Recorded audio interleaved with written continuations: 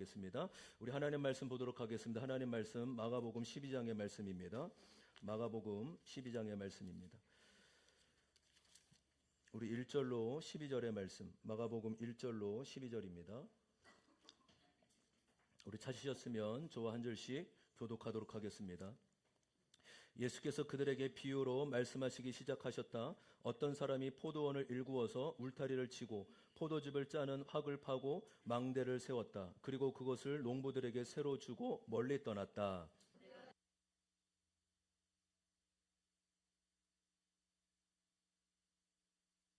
그런데 그들은 그 종을 잡아서 때리고 빈손으로 돌려보냈다.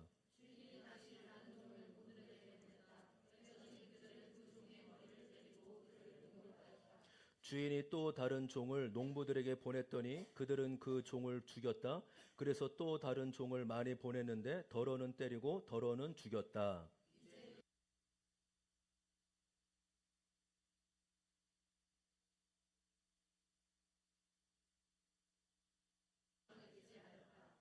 그러나 그 종들은 서로 말하였다. 이 사람은 상속자다. 그를 죽여버리자. 그러면 유산은 우리의 차지가 될 것이다.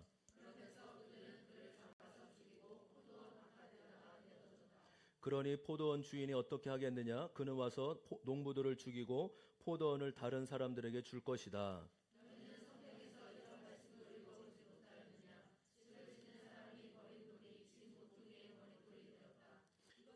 이것은 주님께서 하신 일이요 우리 눈에는 놀랍게 보인다.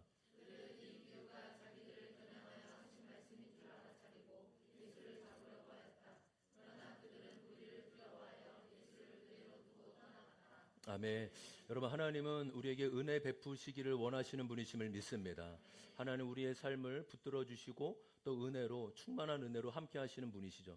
우리가 마음을 하나님께 열기만 하면, 주님, 우리가 성령님을 환영합니다. 성령님을 의지합니다. 라고 환영만 하면 주님은 우리 가운데 베푸신 은혜를 그대로 받아들이게 될 줄 믿습니다. 여러분, 우리가 2월달, 3월달 마가복음 말씀을 함께 묵상하고 있죠. 여러분, 마가복음의 주인공은 누구일까요? 마가복음의 주인공이 누구입니까?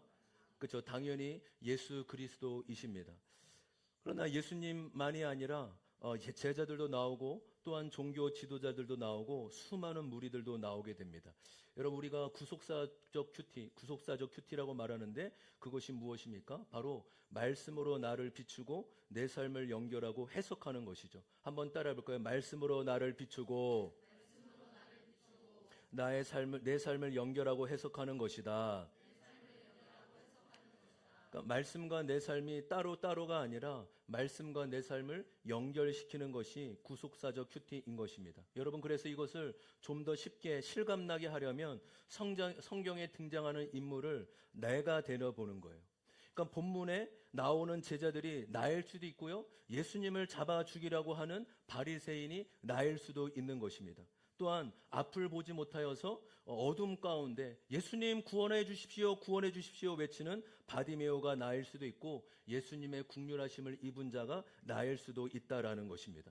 그러니까 본문에 나오는 인물들을 나를 대입해서 비춰보고 바라보는 것이 바로 진정한 큐티인 것이죠. 그래서 때로는 내가 예수님이 되어보고 때로는 내가 예수님을 잡아 죽이는 강도일 수도 있고 또한 때로는 내가 예수님을 따라다니는 제자가 되어 그 인물과 사건을 나에게 대입해 보는 것입니다. 한번 따라해 볼까요? 인물과 사건을 나에게 대입해 본다.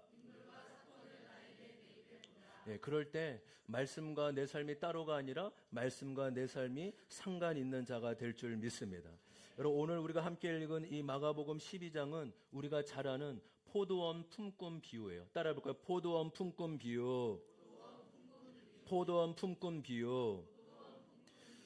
여러분, 이 비유는 이렇습니다. 어느 주인이 이 포도원을 만들고 좋은 포도나무를 심고 또 울타리를 치고 망대를 세우고 포도원을 다 준비하고 만드는 거죠. 그 다음에 그것을 농부들에게 맡기고 멀리 떠나게 되었습니다. 시간이 흐르고 추수할 때가 되자 당연히 주인은 이 소출한 것을 받기 위해 종을 농부들에게 보냅니다. 그런데요, 전혀 의외의 반응이 나옵니다. 이 주인에게 이 소출을 보내기는커녕 이 주인이 보낸 종을 잡아서 때리고 빈손으로 돌려보내게 되죠. 이 깜짝 놀란 주인이 이번에는 다른 종을 보냅니다. 그랬더니 이번에는 더 심하게 때리고 능욕까지 하였습니다. 그래서 주인이 이번에 또 다른 종을 보냈는데 이제는 그 종을 때리는 정도가 아니라 어떻게 합니까? 죽여버립니다. 여러분, 이거는 이 농부들이 나쁜 마음을 먹지 않고는, 그러니까 모의하지 않고는 일어날 수 있는 일이 아닌 것이죠. 그럼에도 주인은 몇 차례나, 오늘 성경에 보면 정확한 횟수는 나와 있지 않지만 여러 차례, 몇 차례나 걸쳐서 더 종들을 보냈지만 이런 일은 계속해서 일어납니다. 여러분, 이제 마지막으로 주인은 이렇게 생각을 하는 겁니다. 그들이 나의 종은 존중해 주지 않았지만 내 아들만큼은 존중해 줄 것이다. 여러분, 본문에 보면 중요한 단어가 있어요. 바로 사랑하는 아들이라는 거예요. 사랑하는 아들. 내 사랑하는 아들을 보내면 그들이 아무리 악해도 내가 보낸 아들만큼은 존중히 여길 것이다. 여러분, 그러나 이 주인과는 바람과는 다르게 어떠한 일이 일어납니까? 오늘 6절과 7절 같이 한번 읽어보겠습니다. 시작. 이제 그 주인에게는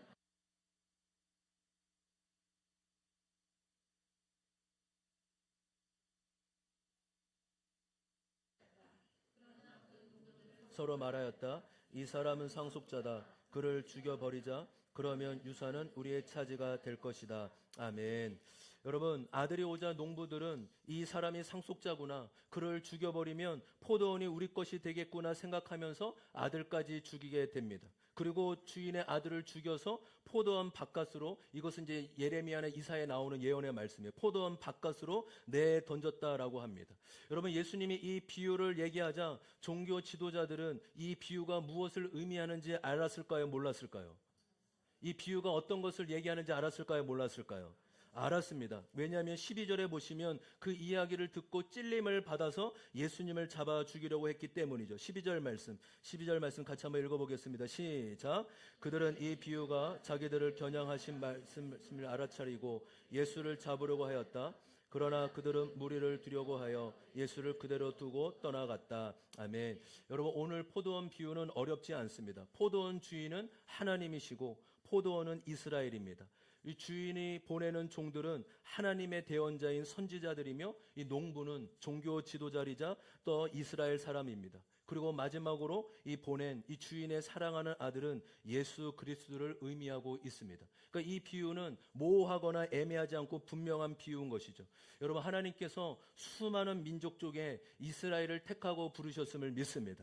성경에 보면, 신명기에 보면 그들이 힘이 있고 강해서가 아니라 작고 연약하기 때문에 불러주셨다고 얘기하는 거예요. 하나님은 이스라엘을 택하셔서 그들을 제사장 나라 삼으시고 열방에 하나님을 알리는 백성으로 불러주신 것입니다. 근데 이 이스라엘이 오히려 하나님이 택한 정체성과 사명을 잊어버리고 하나님을 향해 등을 돌립니다. 그래서 하나님이 선지자들 통해 돌아오라 수없이 보내고 기회를 주시지만 그들은 하나님의 말씀을 무시하죠. 그리고 결국 하나님은 자신의 독생자 예수를 이 땅에 보내시기까지 했던 것입니다. 그러나 그들의 마음이 완악해져서 예수 그리스도를 십자가에 못 박아 죽이게 됩니다. 여러분, 우리가 성경을 읽고 묵상할 때 중요한 것은 드러난 말과 행동도 중요하죠. 그런데 더 중요한 것은 그 안에 담긴 마음을 읽고 본심을 읽어야 될 줄 믿습니다. 하나님은 이러한 분이야 교리적으로 배우고 아는 데서 그치는 것이 아니라 성경을 통해 하나님의 마음을 배우고 그분의 마음이 어떠한지 알아가는 것이 신앙생활의 핵심인 것이죠. 여러분, 이것이 쉽지 않아요. 그렇기 때문에 저와 여러분이 부단히 훈련하며 단지 문자 이상의 그 안에 담긴 하나님의 마음, 본심을 알아가는 데 힘써야 될 줄 믿습니다. 여러분, 그래서 오늘 저와 여러분이 단지 이 성경의 해석만이 아니라 정말로 이 안에 담긴 하나님의 마음은 어떠한지, 또 이 종들은 왜 악해져 갔는지, 왜 이렇게 마음이 완악해져 갔는지 그 본심을 파악하고 알아가려고 합니다. 여러분, 먼저 하나님의 마음을 살펴보도록 하겠습니다. 우리는 이 본문을 보면, 이 포도원 주인을 보면 참으로 이해가 가지 않습니다. 주인입니다. 얼마든지 힘도 있고 쉽게 처리할 수도 있습니다. 첫 번째 종을 보냈을 때 종을 때려서 돌려보냈으면 바로 거기 농부들을 다 쫓아버리고 버릴 수도 있는 것이죠. 그런데 그렇게 하지 않으셨어요. 여러 번 참으시고 기회를 줍니다. 참으면 참을수록 여러분, 농부가 손해일까요? 주인이 손해일까요? 다시 한번요. 참고 기다리면 기다릴수록 주인이 손해입니까? 농부가 손해입니까? 주인이 손해요. 주인이.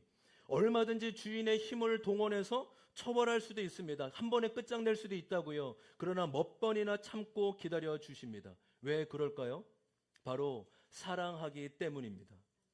사랑하기에 참고 견디며 기회를 주는 겁니다. 여러분, 하나님은 이 악한 농부를, 이스라엘을, 그리고 우리를 사랑하시는 분이심을 믿습니다. 여러분, 연애나 결혼을 하신 분은 잘 아실 거예요. 여러분, 둘이 연애 중에 싸우면 누가 질까요? 여자가 집니까? 남자가 집니까? 여러분, 힘없는 사람이 지는 게 아니에요. 우리 청소년들은 잘 들으세요. 우리는 5년 뒤에 이제 연애를 해야 되니까. 할렐루야. 힘없는 사람이 지는 게 아니라 더 사랑하는 사람이 지는 거예요. 예를 들어 볼게요. 남자는 사기꾼이고 바람둥이입니다. 여자는 순수하고 일편단심이에요. 둘이 싸우면 누가 이길까요? 나쁜 놈이 어렵나요? 나쁜 놈이 이겨죠. 나쁜 놈이. 그 사랑하는 사람이 지는 겁니다. 반대로 여자는 꽃뱀이에요. 꽃뱀.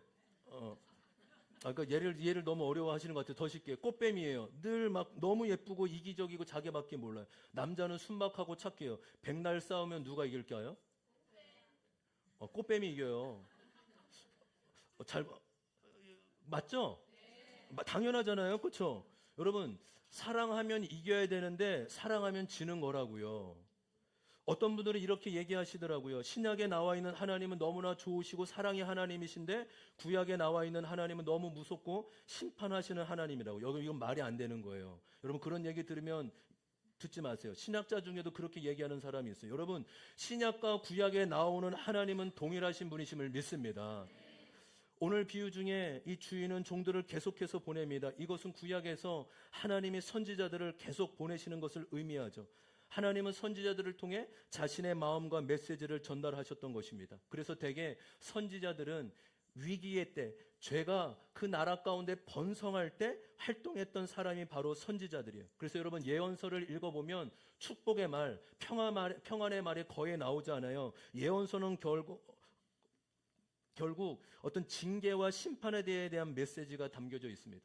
여러분, 회개하십시오. 주님께 돌아오십시오. 그렇지 않으면 망하게 될 것입니다. 하나님의 진노와 심판이 가까워왔습니다. 당연히 경고와 심판의 메시지죠. 그러나 백성들이 그 메시지를 듣고 싶지 않았고 그 선지자들을 때리거나 죽이기까지 하였습니다.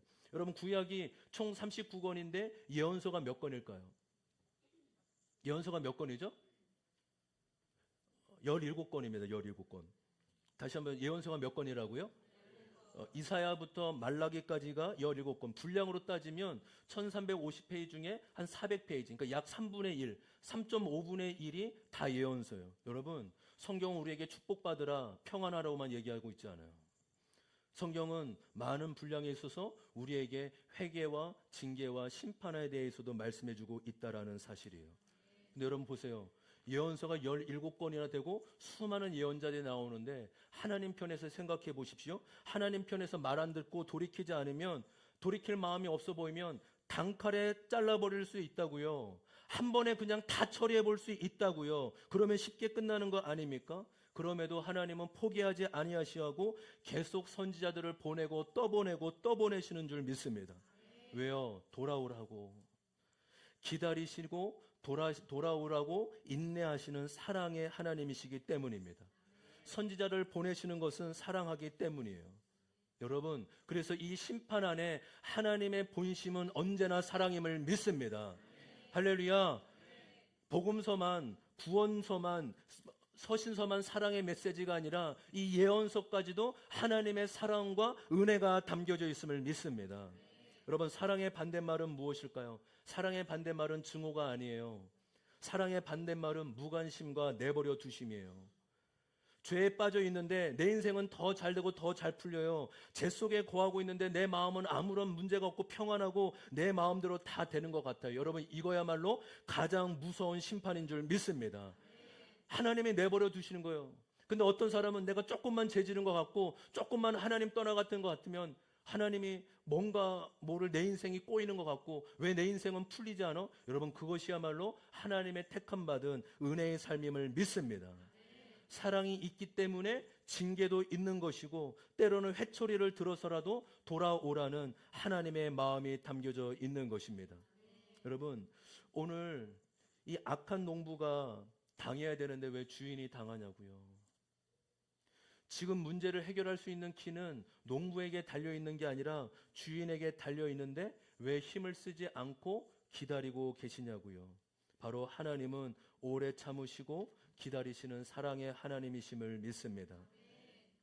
우리 요한일서 4장 19절 말씀 보실까요? 요한일서 4장 19절입니다. 시작. 우리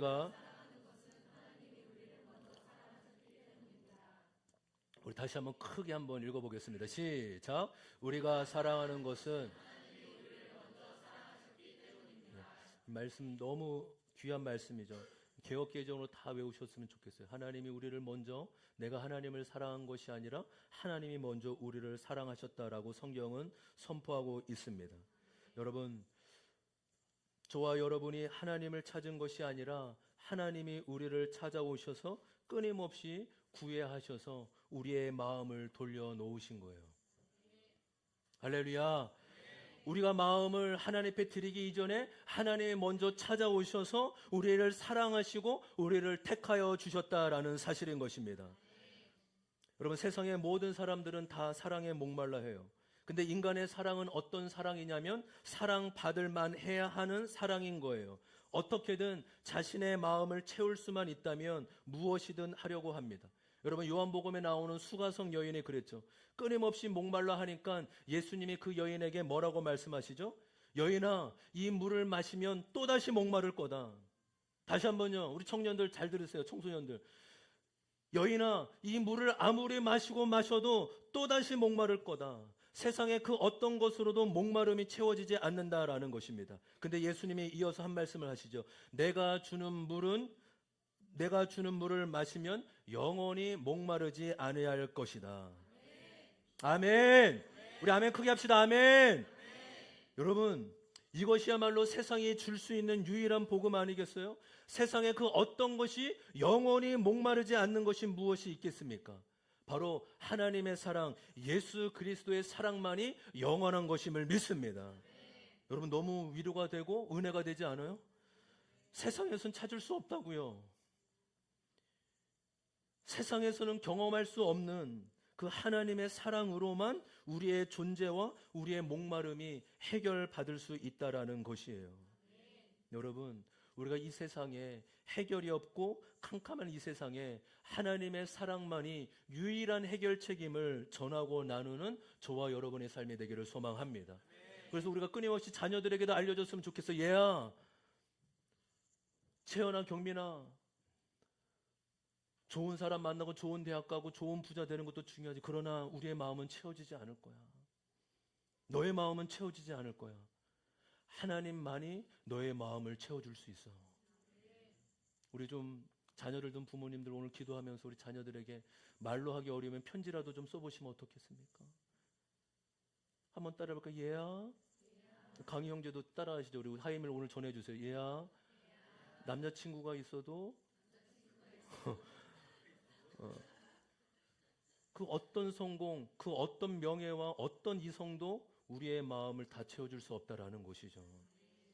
여인아, 목마를 것이지만 내가 주는 물을 마시면 영원히 목마르지 아니하리라. 복음만이 이 세상의 유일한 해답임을 믿습니다. 우리 첫 번째 적용 질문 같이 한번 읽어볼까요? 적용 질문입니다. 시작. 하나님이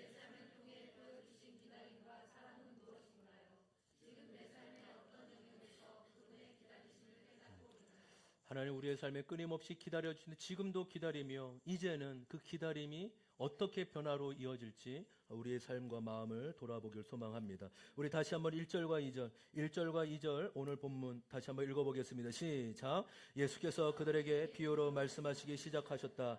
어떤 사람이 포도원을 일구어서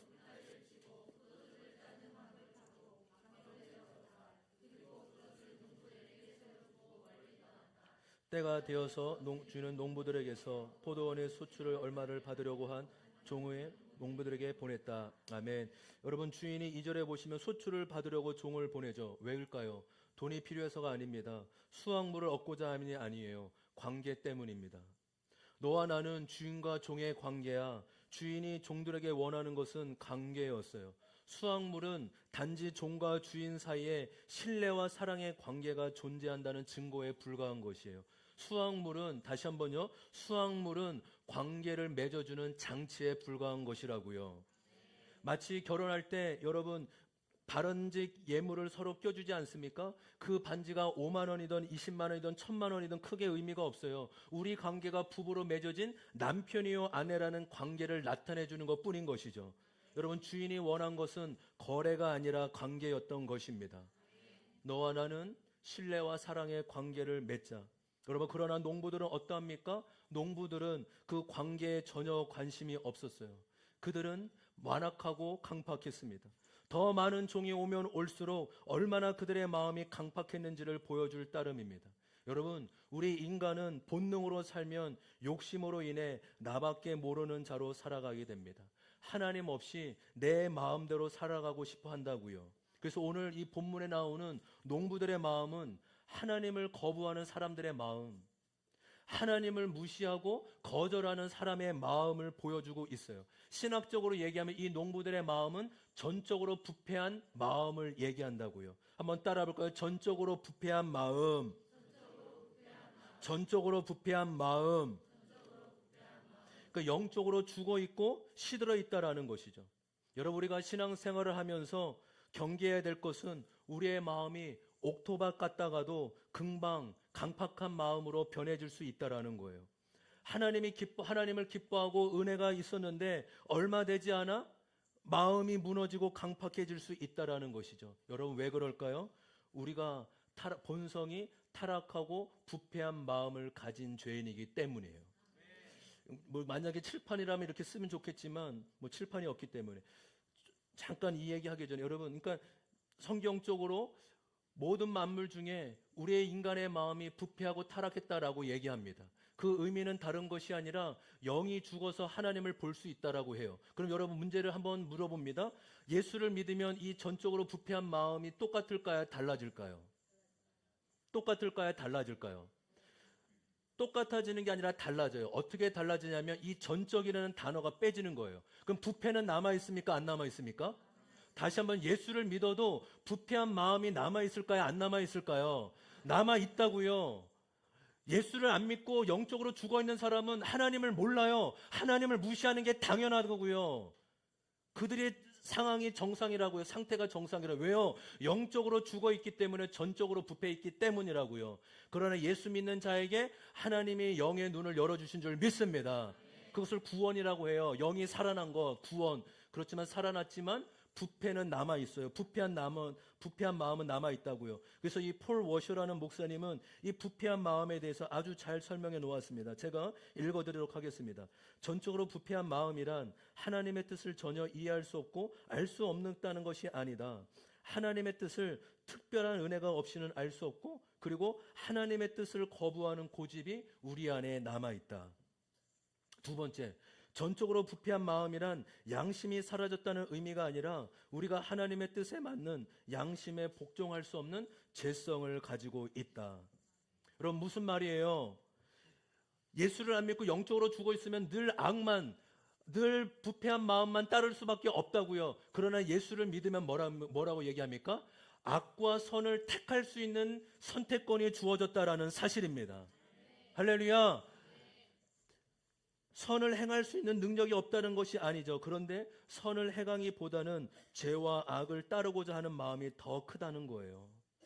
하나님의 뜻보다는 그저 내 뜻과 내 마음대로 살고 하자 하는 마음이 크다라는 것입니다. 그것을 성경은 부패한 마음이다라고 이야기하고 있어요. 여러분, 저와 여러분은 은혜를 구하지 않으면, 주님 앞에 은혜를 사모하지 않으면 부패한 마음으로 인해 마음이 쉽게 강팍해질 수밖에 없습니다. 여러분, 우리가 사는 시대와 환경도 그렇고 무엇보다 우리의 마음이 쉽게 부패하고 강박해질 수 있다는 사실이에요. 성경에 보면 그래서 마음이 부패해지는 경우를 몇 가지 예를 들어서 설명하고 있습니다. 첫 번째, 하나님에 대한 실망을 갖게 될 때요. 한번 따라해 볼까요? 하나님에 대한 실망을 갖게 될 때. 하나님에 대한 어떠한 기대감이 있었는데 그 기대감이 충족되지 못할 때죠. 여러분, 그것은 하나님에 대한 오해예요. 하나님은 언제나 선한 것을 우리에게 베풀어 주시는 분이심을 믿습니다. 두 번째, 남들과 비교하고 교만한 마음이 들게 될 때예요. 높아지고 싶고 드러나고 또 가시하고 싶은 마음이 들 때 우리의 마음이 굳어지고 강팍해지게 된다라는 거예요. 세 번째, 불평과 불만의 마음이 올라오면 마음이 완고해지고 강팍해질 수 있습니다. 이스라엘 백성이 광야에서 얼마나 많은 은혜를 경험하였습니까? 불기둥과 구름기둥으로 인도함을 받고 또 만나와 메추라기로 공급을 받았습니다. 그럼에도 그들은 끊임없이 하나님을 원망하고 불평하죠. 결국 그 강팍한 마음으로 인해 광야에서 죽음을 맞이하게 됩니다. 네 번째, 관계가 흔들리고 깨어질 때 우리의 마음은 강팍하게 됩니다. 가정의 문제, 부부의 문제, 자녀의 문제, 또 회사의 문제, 또 교회 안의 문제 등으로 인해 관계가 깨어지고 힘들면 완고한 마음을 가지게 된다라는 것입니다. 여러분, 농부는 왜 주인이 보낸 종을 죽이고 아들까지 죽였을까요? 이 포도원을 자기의 소유로 삼기 위함이에요. 다시 말해 자신이 주인 되고자 했기 때문인 것입니다. 여러분, 이것이 강팍한 마음의 결론임을 믿습니다. 바로 내가 하고자 하는 일에 하나님이 방해가 되면 하나님이고 뭐고 다 무시하고 등을 돌리는 거예요. 근데 여러분 아십니까? 하나님을 부정하면 부정할수록 더 혼란에 빠지고 마음이 굳어진다라게 된다라는 것입니다. 그래서 우리 성도님이 함께 알아야 될 것은 여러분, 하나님 없이 열심히 사는 것이 가장 무서운 죄예요. 다시 한번요. 하나님 없이 열심히 사는 것이 가장 무서운 죄임을 믿습니다. 나는 열심히 살아요. 나는 열심을 다한다고요. 그런데 그 열심이 하나님과는 전혀 상관없이 내 열심으로, 자기 열심으로 사는 것이야말로 하나님을 인정하지 않는 가장 무서운 죄라고 성경은 이야기하고 있다라는 것이에요. 우리 적용 질문 같이 한번 읽어볼까요? 두 번째 적용 질문입니다. 시작. 내 마음이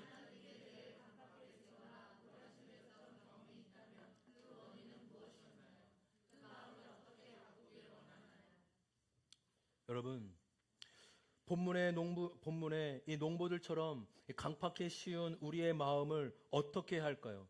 여러분, 은혜 받았다고 또다시 삶의 자리로 가면 황무지처럼 변하는 나의 완고한 마음을 어떻게 하면 좋을까요? 두 가지만 말씀을 드리고 말씀을 마치려고 합니다. 먼저는 에스겔서 36장의 말씀이요. 에스겔서 36장의 말씀 26절과 27절 다 함께 크게 한번 읽어보겠습니다. 시작. 너희에게 새로운 마음을 주고 너희 속에 새로운 영을 부어주며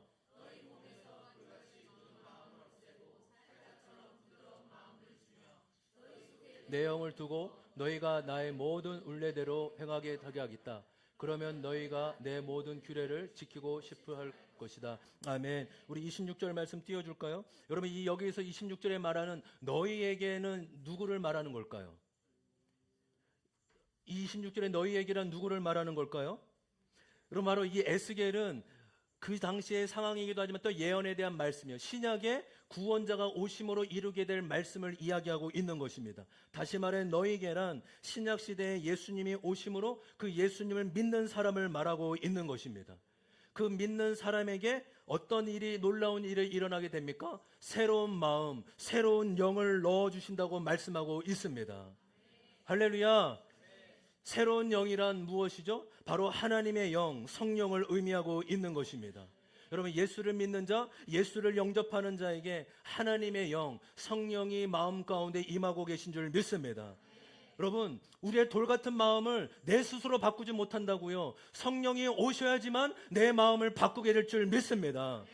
여러분, 이제 말씀 한 7, 8분 남았는데요. 이제 순복음처럼 전할 거예요. 좀 아멘 여러분 뜨겁게 하셨으면 좋겠습니다. 아멘.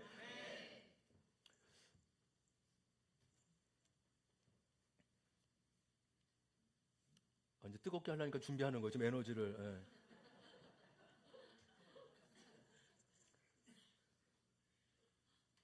여러분, 마음이 완고해질 때 하나님의 도우심을 구하셔야 돼요.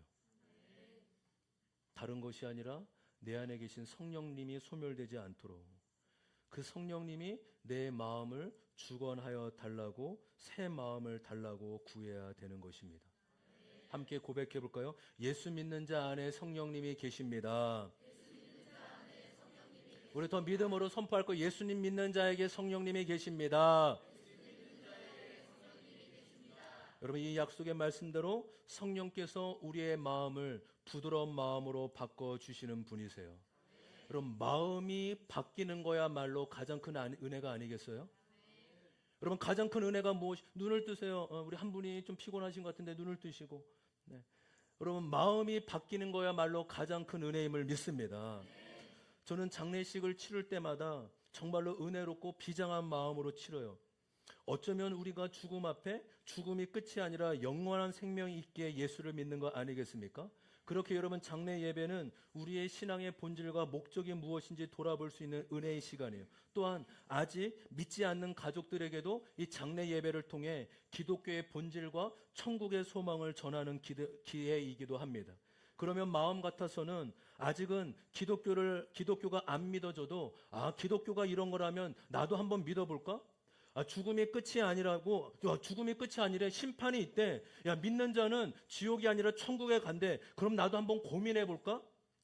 여러분, 이런 마음이 들 것 같은데, 그렇지 않은가 봐요.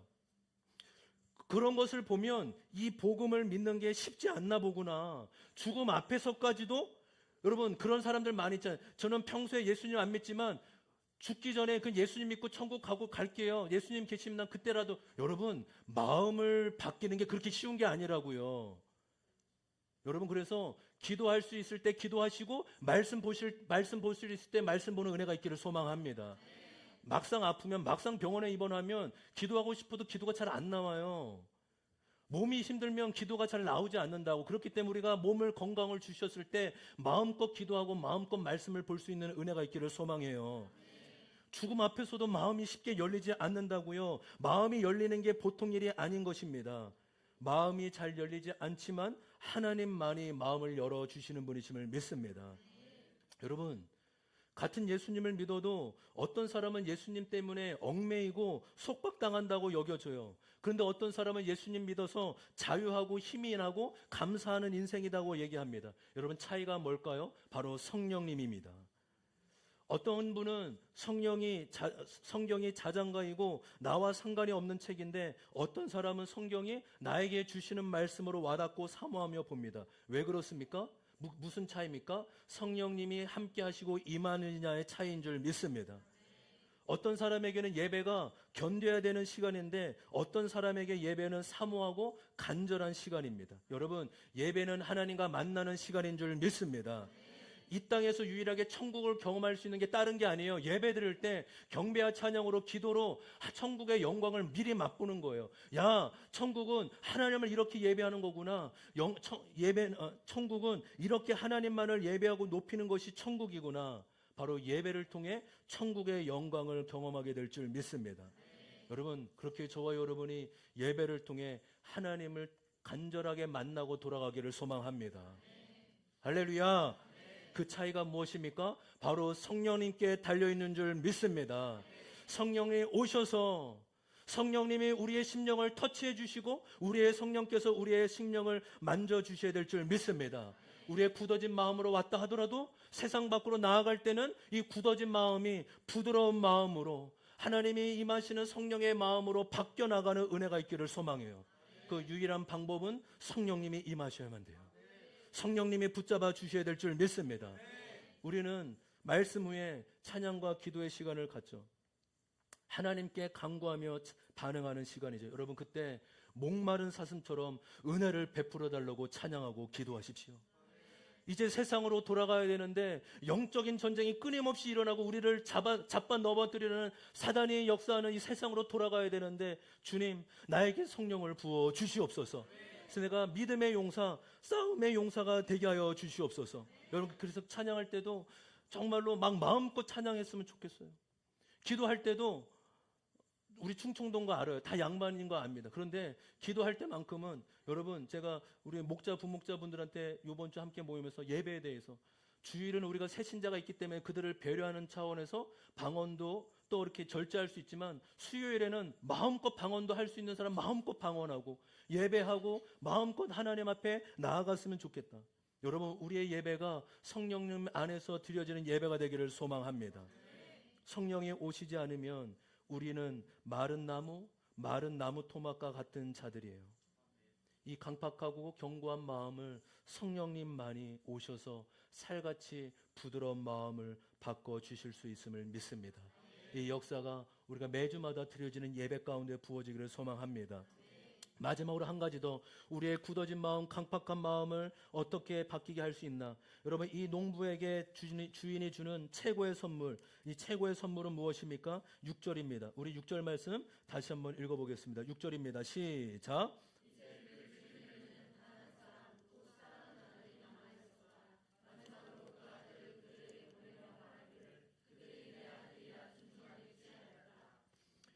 여러분, 농부들에게 보내는 주인의 최고의 선물은 바로 자신의 아들이었습니다. 아들 예수 그리스도, 그분이 하나님의 최고의 선물임을 믿습니다. 아들이 우리의 마음을 바꿔주실 수 있는 선물인 거예요.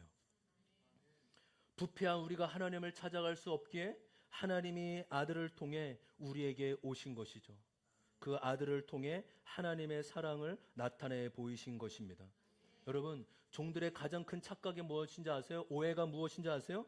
아들이 와서 나를 죽여버릴 수 있겠구나, 아들이 와서 나를 쫓아버리고 못 살게 하겠구나 라고 여겼던 것이죠. 그러니까 우리가 죽이고자 한 것입니다. 여러분, 주인이 아들을 보낸 것은 내쫓기 위함인 것이 아니라 관계를 회복하기 위해 보내주신 것이에요. 요한복음 3장 16절 17절입니다. 요한복음 3장 16절 17절 같이 한번 읽어보겠습니다. 시작. 하나님께서 세상을 이처럼 사랑하셔서 이는 그를 믿는 사람마다 멸망하지 않고 영생을 얻게 하려는 것이다. 하나님께서 아들을 세상에 보내신 것은 세상을 심판하려는 것이 아니라 아들을 통하여 세상을 구원하려는 것이다. 아멘. 여러분, 하나님께서 왜 예수님을 보내셨다고 말씀하고 있습니까? 17절 말씀에 보시면 세상을 심판하기 위해서가 아니라 아들을 통해 세상을 구원하시기 위해 보내신 것입니다. 아들이 와서 종들을, 여러분 오늘 본문에 아들이 와서 종들을 심판해야 되잖아요. 그러나 심판하기 위해서가 아니라 관계를 회복시키기 위해 오신 것이라고요. 아들을 통해 주인과 농부가 회복된 것처럼 예수님을 통해 우리와 하나님이 화목해야 되는 것임을 믿습니다. 그렇게 하나님의 뜻은 언제나 심판이 아니라 구원임을 믿습니다. 함께 고백해 볼까요? 하나님의 뜻은 심판이 아니라 구원이 목적입니다. 여러분, 말씀에 대해서도 오해하시면 안 돼요. 말씀은 나를 살리기 위해 주신 것이지 말씀은 나를 죽이려고 주신 것이 아니에요. 말씀은 나에게 생명을 주시기 위해 주신 것이지 나에게 저주를 주기 위해 주신 것이 아니라고요. 돈이 없는 게 망한 게 아니에요. 돈이 없는 게 일시적인 실패일 수는 있지만 망한 게 아닙니다. 말씀이 끊기는 것이야말로 망한 것이에요. 왜요? 그러면 길이 없기 때문이죠. 빛 대신 하나님이 우리의 인생을 빛으로 비춰주셔야만 될 줄 믿습니다. 이제 마지막으로 이 본문에 이 악한 종들이 해야 할 것이 무엇입니까? 단 하나입니다. 아들을 받아들이고 영접하면 되는 거예요. 주인의 의도가 내쫓는 것이 아니라 화평케 하는 것임을 알면 받아들이면 되는 것입니다. 여러분, 아들만 받아들이면 회복해 되는 은혜를 주시는 줄 믿습니다. 마지막으로 로마서 8장 32절 말씀 같이 한번 읽어볼까요? 로마서 8장 32절입니다. 시작. 자기의 아들을 아끼지 아니하시고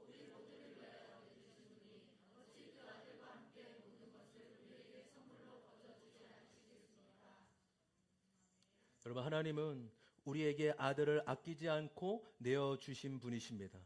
여러분, 아들까지 내어주셨다면 다른 것은 말해 무엇하겠습니까?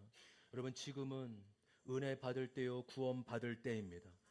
그러나 그 끝은 반드시 있어요. 여러분, 그래서 오늘 본문에 하나님의 심판의 때는 반드시 있다고 얘기하고 있어요. 여러분, 저와 그렇기 때문에 그때가 임하기 전에 이 은혜의 때에 예수 그리스도를 믿고 예수 그리스도를 전하고 나누는 은혜가 있기를 소망합니다. 그때가 닥치면, 하나님의 때, 구원의 때가 닥치면 이제 심판만이 기다릴 수밖에 없다라는 사실이에요. 여러분, 그렇기에 그 은혜만큼은 우리에게 달려 있는 것이에요. 여러분, 저와 여러분이 성령님께 요청하는 은혜가 있기를 소망합니다. 성령님, 나의 마음을 열어 주님의 부드러운 마음을 갖게 하여 주시옵소서. 은혜를 사모하게 하여 주시옵소서. 무엇보다 나를 위해 오신 십자가에 오신 예수 그리스도만을 나의 구원자, 나의 주인으로 모시는 은혜가 있게 하여 주시옵소서. 여러분, 우리가 오늘도 예수 그리스도를 모셔드리고 매 순간 예수 그리스도를 말씀과 성령을 통해 모셔드리는 은혜가 있기를 소망합니다. 성령께서 우리에게 그 생명의 양식으로 우리 가운데 오셔서 우리에게 그 성령의 놀라운 은혜를 베풀어 주실 줄 믿습니다.